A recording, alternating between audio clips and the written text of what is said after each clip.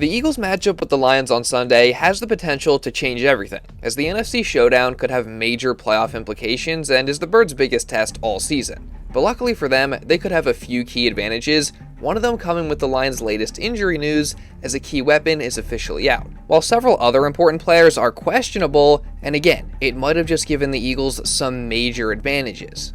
Plus, hear the Eagles' latest injury news, what Jalen Hurts, A.J. Brown, and the offense have to do to get back on track, and how the Philly defense could slow down this explosive Lions offense. So, let's talk about all that and more starting right now. Well, the Eagles vs. Lions Week 11 NFC Showdown is almost here, and we got a lot to talk about as, like I talked about in my last couple of videos, this is an absolutely massive game at this point in the season, as these are two of the top teams in the NFC. They very well could see each other again down the line in the playoffs. And with both teams currently fighting for playoff positioning as we get into the second half of the season, this matchup could determine a lot. I mean, for the Eagles, depending on how things go, it could be the difference between them earning the number 1 seed or not. Or at least a loss would make the path to that 1 seed significantly more difficult. And then for the Lions, they're in a very competitive division right now, and they're also sitting right behind teams like the Eagles, Seahawks, and Rams in the standings. So winning this game for them is crucial to keeping pace both in their division and also just in the race for the top seed in the NFC. And overall, these have just been two of the top teams in the NFC for years now, so to see them finally match up this week is going to be awesome. And again, as I said in my last video, I think this game is the Eagles' toughest challenge yet because the Lions are good. I mean, they're really good, and even though they've also had some struggles and challenges this season, they very much look like they are trending in the right direction. As just last week against the Commanders, the Lions actually made a big change, as following 3 straight offensive performances of 24 points or less, Detroit switched play calling duties from offensive coordinator John Morton to head coach Dan Campbell, and the result was a 44-point explosion in which the Lions put up over 500 yards of total offense, over 300 yards passing, over 200 yards rushing, and allowed 0 sacks on their way to a dominant win over Washington. So I think it's pretty safe to say that this is the most explosive offense that the Eagles have faced all year, and thus their biggest challenge. Well, I mean, they had 550 yards, I think, and about half of it was running and half of it was passing. So they were really good. And they got a lot of talent on that side of the ball. They got the best O-line in the league. Quarterback, according to Dan's, playing the best that he's ever played. The 2 good running backs. The receivers are all fast. You know, it's a good unit to be calling plays for. I do think the Eagles' defense is capable of slowing down this Lions offense, but to actually pull it off, they're going to have to do a couple key things. With the first of those being to get pressure on Jared Goff. I mean, obviously, one of the main goals defensively going into any game is to get pressure on the quarterback and get sacks, but for an offense this potent that can move the ball like the Lions can, pressuring Goff and forcing him into some tough decisions and throws is going to be even more crucial. I mean, like I said, last week the Lions didn't allow any sacks, and they had an incredible offensive performance. And overall, Detroit has allowed 1 sack or less in 5 of their 9 games this year, and in those games, they're 4-1. But on the contrary, they've allowed 4 more sacks in 4 of their games this year, and in those games, they're just 2-2. So again, getting after the quarterback is going to be key for the Eagles in this one. And luckily, their pass rush has been trending up the past couple of weeks, getting 5 sacks against the Giants and 3 sacks against the Packers. And I think it's clear that the addition of Jaelan Phillips is already helping to take this pass rush to the next level. Was that one of your better games? I feel like definitely this year. I think that this system kind of allows me to be a little more free, and so it was kind of reminiscent it reminded me of 2023 when I was playing in Vic's system again, just in terms of like the stats, the production, things like that. So yeah, I think it was definitely probably my best game of the year so far, but definitely not the best that I got. Still working on things to still improve, so decided to keep getting better. I think it's pretty clear at this point that Jaelan Phillips is just a perfect fit for Vic Fangio's defense. And again, last week against the Packers, you could clearly see how he had elevated the pass rush, along with the returns of Nolan Smith and Brandon Graham. I mean, they were just getting after Jordan Love all night long. So I only expect them to continue to trend up as the season goes on. That said, this is a difficult matchup for them this week in the Detroit Lions, especially out on the right side with their star tackle, Penei Sewell. Yeah, I mean, Penei's a beast. It's definitely going to be a good matchup. Just in terms of, he's a great athlete, obviously super strong, super powerful. Very, very skilled run technician, great in his pass set. So, really nothing but kudos and compliments to that guy. So it's going to be a fun one. Yeah, I mean, no doubt, Penei Sewell is one of the best tackles in the game and is going to present a huge challenge for the Eagles' edge rushers in this one. That is, if he does play. More on that later. That said, we got some pretty good edge rushers too, not to mention that the interior of the Lions' offensive line could actually be viewed as a weakness in an area where guys like Jalen Carter, Moro Ojomo, and Jordan Davis can take advantage of. So overall, it's just going to be about who executes better, but I do think the Eagles are very capable of getting pressure on Jared Goff in this game. That said, if they are going to do that, then the first thing that they have to do is stop the run. And that's something that the Lions are very, very good at, as they currently have the number 6 ranked rushing offense in the NFL, as they average just over 136 yards a game there, and their running back duo of Jahmyr Gibbs and David Montgomery is the best running back duo in all of football. As Gibbs is a bona fide star, he's already got almost 700 yards on the ground, and he's a weapon both in the running and receiving game. And, he's kind of your prototypical fast, shifty, elusive back, and just one of the best in the game in general, while David Montgomery is the enforcer, and he brings a lot of power to that Lions backfield, and he currently has 466 yards rushing on the year. So that 1-2 combo for the Lions is very, very difficult to stop, but the Eagles have actually been very good against the run the past 3 weeks, and again, that defensive line of theirs is trending up, while the linebackers are also playing well. So again, it's just going to be about who can execute better, but the Eagles are very capable of slowing that down. Moving out wide, though, the Lions obviously also present a huge threat through the air. I mean, Jared Goff is having another really good season. And then there's receivers that the Lions got in Amon Ra St Brown and Jameson Williams are both really, really good and present a huge challenge for the Eagles secondary. Now, that said, the Eagles also do obviously have one of the very best corners in the entire NFL in Quinyon Mitchell, who consistently shuts down pretty much everyone that he gets matched up against. So I got confidence that he can hang with both St. Brown and Williams depending on who he gets matched up with play to play. And the Eagles are going to be relying on him to do that.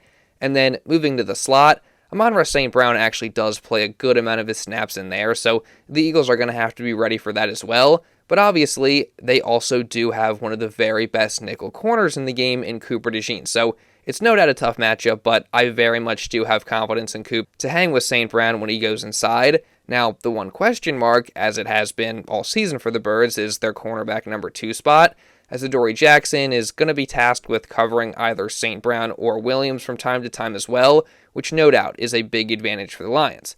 That said, as I talked about earlier in the week, Jackson actually has been doing a pretty solid job out there recently, as he hasn't allowed more than 38 receiving yards in any single game since his horrible performance in Week 1.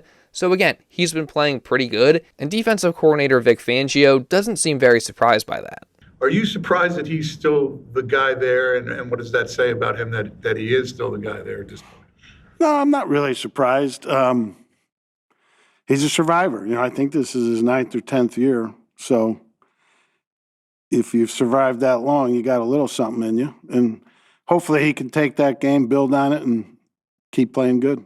Jackson certainly has not backed down this season, as he signed with the team knowing that it was going to be a competition to earn the starting job, but he embraced it, and even with the recent additions with Jacorian Bennett coming back and Michael Carter and Jair Alexander before he left, he was unfazed, as he recently said, quote, "I ain't never been scared of competition. I never shied away from it, so I could care less on what happens upstairs. I know who I am when I stand on my 2 feet and when I look in the mirror, and that's how I go about it. I wouldn't have been in the NFL for 9 years if I didn't believe that." So, hey, shout out to Jackson for that mentality. I love that. And, again, credit where credit is due, because he has been playing well recently, and hopefully he's able to continue that this week against the Lions. That said, though, Jackson obviously doesn't fully have the starting job locked down for the rest of the season, and if you were to have a few bad performances in a row, you have to wonder if the Eagles could look to make a change there, especially with the newfound depth that they have at cornerback. As not only is Jacorian Bennett back, who Vic Fangio has said multiple times that he's very optimistic about him and would like to see more from him, but also the Birds, of course, just added slot cornerback Michael Carter, who has apparently looked good in practice ever since being traded to Philly, and with him now being here, that seems to have given Vic Fangio more confidence that, if he needed to, he could actually move Cooper DeJean to the outside permanently. The last press conference when the topic of Cooper on the outside came up, you mentioned there wasn't really another option inside. Does Michael Carter's acquisition change the equation? Possibly. Yep. What's going to happen for Cooper to become a full-time outside corner? Cooper? Oh, just that the play out there is not good enough. Yeah, so hearing that, it sounds like if Adoree Jackson started playing really, really bad, then Vic Fangio might actually consider permanently moving Cooper DeJean to the outside while then playing Michael Carter in the slot. Now, that's all just speculation, that's all hypothetical, and I'd say it's still probably pretty unlikely that that actually happens, but still very worth noting because those comments definitely make it seem like Coop going to the outside is much more of a very real possibility, which, at one point in the season, that would have been pretty unexpected for Vic Fangio to say. So, again, very noteworthy. Switching over to the other side of the ball, though, and just looking at how this Eagles offense matches up against this Lions defense, it really just depends on what version of this Eagles offense we're going to get. Now, first, I will start by saying that this Lions defense is very good. They rank in the top 12 for yards, passing, rushing, and scoring. They're fourth in the league in sacks, and they have a lot of talent as well, with the headliner obviously being edge rusher Aidan Hutchinson, as he presents a massive challenge for the tackle duo of Jordan Mailata and Lane Johnson. Again, another battle this week between the two lines, offense and defense. I think for both sides of the ball, on both teams, and so Aidan Hutchinson, great rusher, has proven himself in this league. Excited for that matchup. It's good on good, and again, test to see where my skills are at, and hopefully not false start. Again, Hutchinson versus Mailata and Lane is definitely going to be a very fun matchup. Personally, I got confidence in the Birds' star tackle duo to slow him down, but it could go either way. But again, as a whole, this Lions defense is very good. So the Eagles offense definitely got their work cut out for them. Now, there are some weaknesses there, those being injuries in the Lions secondary to guys like Terrion Arnold and Kirby Joseph, and also poor red zone defense that ranks 25th in the NFL. So the Eagles could take advantage of those, especially if they can get down in the red zone.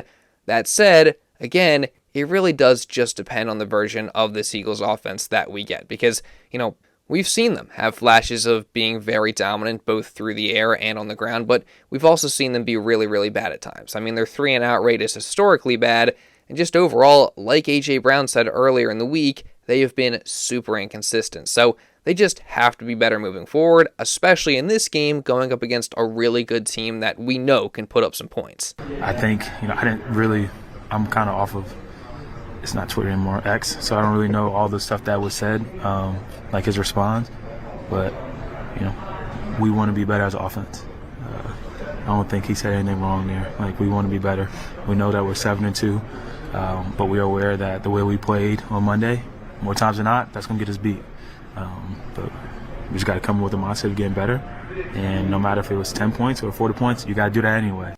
As I've said all week, if the Eagles offense can get back to how they played against the Giants back before the bye week and do that consistently, then they'll be set. Now, Kevin Patullo has got to be better calling plays, and the players also have to execute better, but it is possible. And this week, they actually could have an interesting opportunity in that the Lions actually run a lot of man coverage this year. In fact, they do it more than anyone else at a 43.9% rate. And the Eagles and Jalen Hurts have actually been really, really good against man coverage this year. So they could definitely take advantage of that. And A.J. Brown specifically, we know is fantastic against man coverage. And with the fact that the Lions do it so often, and with the fact that they have a beat-up secondary, and with the fact that all the talk this week has been about getting A.J. Brown the ball more, I think we very well could see A.J. have a big performance in this one.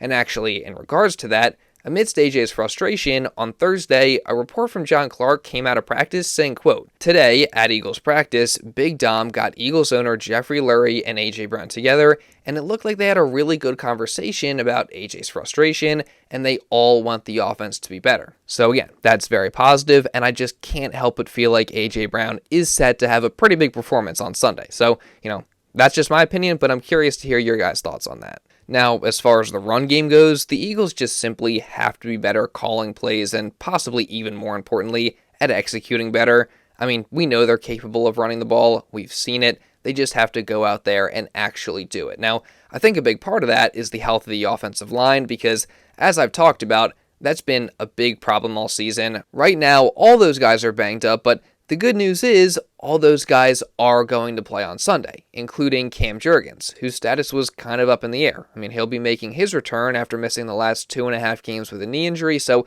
that's definitely great news. But again, it'll be interesting to see just how healthy he is and how healthy the offensive line is as a whole, because that's been a problem all season. And again, the offensive line execution on Sunday is going to be huge when it comes to the run game. So we'll see what happens there. But then for the Eagles injury-wise in general, that's pretty much all there is to report. Everyone else will play, besides maybe Willie Lampkin, who's questionable. But for the Lions, their injury news is not nearly as good, as they are beat up. And their final injury report revealed that 4 guys are going to be out, those being Terrion Arnold, Kirby Joseph, Sam Laporta, and Josh Paschal. And then 10 guys are questionable, several of which are big names. Those being Marcus Davenport, tackle Taylor Decker, Miles Frazier, cornerback DJ Reed, cornerback Amik Robertson, Malcolm Rodriguez, Jacob Sailors, star tackle Penei Sewell, Sion Vaki, and Brock Wright. So main takeaways there, again, the Lions secondary is super beat up. They're going to be down Arnold and Kirby Joseph, and then possibly missing 2 other quality cornerbacks in DJ Reed and Amik Robertson. So the Eagles need to exploit that. I mean, no question about it. That is a major weakness on the Lions defense right now. And like I talked about in my last video, star tight end Sam Laporta is also going to be out, which that's huge considering that he's the Lions' second most productive receiver this year, and he just adds a whole new element and threat to this Lions offense with his presence at tight end and the mismatches that he can create. So again, being down him is a major blow for them in their offense.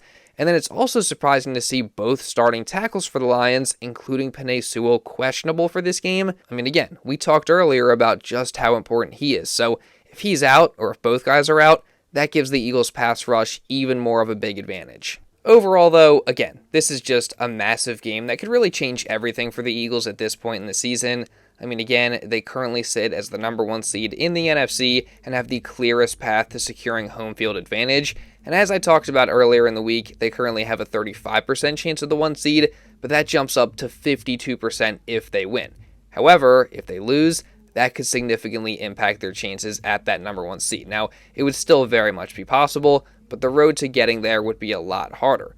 That said, I'm going to pick the Eagles to win in a tight one by a score of 33-30. But you guys can give me your score predictions down in the comments below. And also, while you're at it, make sure you subscribe and you turn on notifications so you don't miss any more Eagles coverage coming throughout the rest of the season. And also, leave a like down below because it really does help me out a ton. Let's see if we can get to at least 500 likes today. And also hit the hype button because that helps me out a ton as well. Also, if you do want to donate to the American Foundation for Prevention, again, I got a fundraiser going on for that right now. You should be able to find that down below the video or next to the video, somewhere around there.